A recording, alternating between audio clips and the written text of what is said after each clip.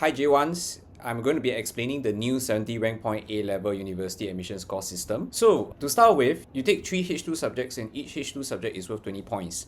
H1 general paper is worth 70 points. These are the points that you get based on the grade that you obtain at the A levels. Okay, it starts from 20 points for H2 if you get an A and 10 points for H1.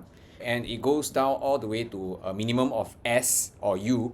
So if you score only S, you get 5 points for H2 and 2.5 points for H1. And if you score U, then it's a 0 point for both H2 and H1. Okay, so you can take a look at this list.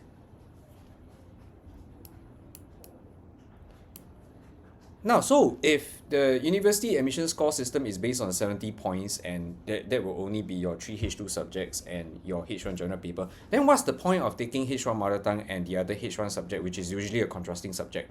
Okay, so it doesn't mean that your H1 mother tongue and your H1 subject, they are useless. They'll actually be considered if they help to improve your total score. Okay, what this means is that if they help to improve your total score, they'll be included. So that means that if we now based on 90 points, then they'll rebase it to 70 points. Essentially, that means that this is a perk or this is a plus point for you compared to the old system, because if you actually do worse for your H1 subjects compared to H2 subjects, they do nothing to your score. But in the event that your H1 subjects you did quite well and your H2 subjects didn't do so well, it actually helps to pull up your overall score. So in other words, don't neglect your H1, because if you happen to have a H2 subject that you score C or D for, and then your H1 is an A, right, it will actually help to pull up your overall score. Now, so there will be students who wonder what happens if you take 4 H2s. So your additional H2 will actually take the place of your H1.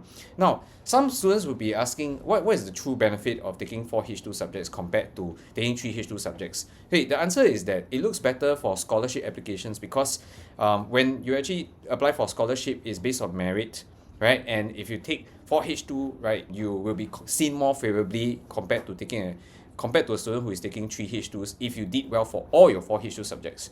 Right, and for university admission, the prestigious universities will consider your admission more favorably if you did well for all 4 H2 subjects as compared to a student who only did 3 H2 subjects. So if you intend to apply for scholarships and if you intend to apply to prestigious universities, you can consider taking 4 H2s instead of just 3. Now, if you want to understand more about how to excel at the A levels, you can go to our website tuitiongenius.com or come for our upcoming open house.